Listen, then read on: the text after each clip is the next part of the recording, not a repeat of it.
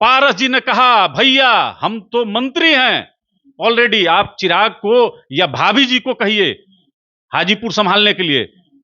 तब स्वर्गीय रामविलास पासवान जी ने कहा कि पारस, मेरा अधिकार तुम पर है, तुम मेरे बच्चे हो, तुमने सेवा किया है 77 से, एक एक घर और एक एक जनता को तुम जानते हो, तुम्हारे में करुणा है, तुम्हारे में सम्मान का भाव है।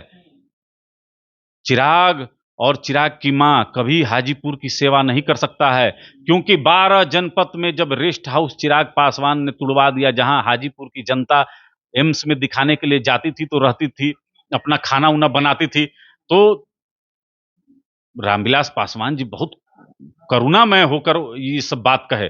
तब पशुपति कुमार पारस जी ने हाजीपुर का सेवा करने का संकल्प लिया और स्वर्गीय रामविलास पासवान जी के विरासत को संभालने का संकल्प लिया। स्वर्गीय रामविलास पासवान जी का जो संकल्प है हमारे नेता कभी भूल नहीं सकते हैं, और हाजीपुर पर जो अगर अतिक्रमण करने का प्रयास करेगा वह स्वर्गीय रामविलास पासवान जी के लकीर को धूमिल करने और छोटा करने का प्रयास करेगा। और चिराग पासवान यही काम कर रहे हैं। जीवित रहते तो अपने पिता को सम्मान वो नहीं दिए, मरने के बाद भी उनके आत्मा को वो चैन से नहीं रहने दे रहे हैं। और हमारे नेता ने स्पष्ट कह रखा है कि जब तक राजनीति करता रहूंगा हाजीपुर की सेवा करता रहूंगा, और जब तक राजनीति में रहूंगा तब तक एनडीए के साथ में रहूंगा। तो हाजीपुर तो कोई कॉम्प्रोमाइज का कोई प्रश्न ही नहीं है। और नीतीश कुमार जी को अगर आंख दिखाइएगा तो आपको हम लोग सही रास्ते पर लेते आएंगे, आप चिंता मत कीजिए।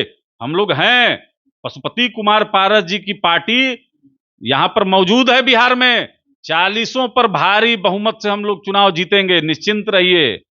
चिराग पासवान अगर जाना चाहते हैं तो जाएं, 10 सीट मिले 20 सीट मिले, लड़के देख लें, राजनीतिक हैसियत का अंदाजा लग जाएगा इस बिहार की धरती पर।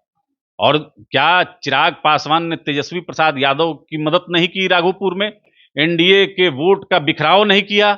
लेकिन उस समय परिस्थिति अलग थी वरुण जी, स्वर्गीय रामविलास पासवान जी का देहांत हुआ था, उसकी सिंपैथी दी। भारतीय जनता पार्टी के कई विक्षुब्ध नेता लोक जनशक्ति पार्टी के सिंबल से चुनाव लड़ रहे थे, परिस्थिति अलग थी।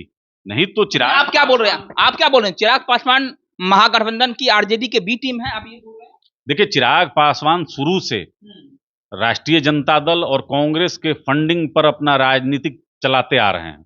ये तेज प्रताप के पक्ष में भी हसनपुर में लोक जनशक्ति पार्टी का कार्यालय इन्होंने नहीं खोलने दिया। और बराबर अगर तेजस्वी प्रसाद यादव का 79 सीट अगर 2020 में आता है, उसके पीछे भी चिराग पासवान का ही हाथ है, क्योंकि चिराग पासवान ने वोट का बिखराव किया और स्वर्गीय रामविलास पासवान जी का सिंपैथी साथ में था। इन भारतीय जनता पार्टी के विक्षुब्ध नेता थे, उस समय की परिस्थिति अलग थी, आज की परिस्थिति अलग है। आज चिराग पासवान एनडीए से अलग हो जाएं तो आप जो सभा किए हैं ना, ये 5 लोग का भीड़ भी इनके इर्द गिर्द में नहीं रहेगा। अभी जो मतलब कि बहुत भीड़ था, कहां रैली में भीड़ था, लाखों लाख आदमी आए, चिराग पासवान अकेले जुटा लिए थे। अच्छा, चिराग पासवान अकेले जुटा लिए थे, सुने हैं कि बहुत चॉकलेट कलेक्शन किए हैं, वो चॉकलेट का भीड़ था। तो चॉकलेट वाले नेता जो हैं वह जब एनडीए के विरुद्ध आएंगे ना तो असली हकीकत पता चल जाएगी।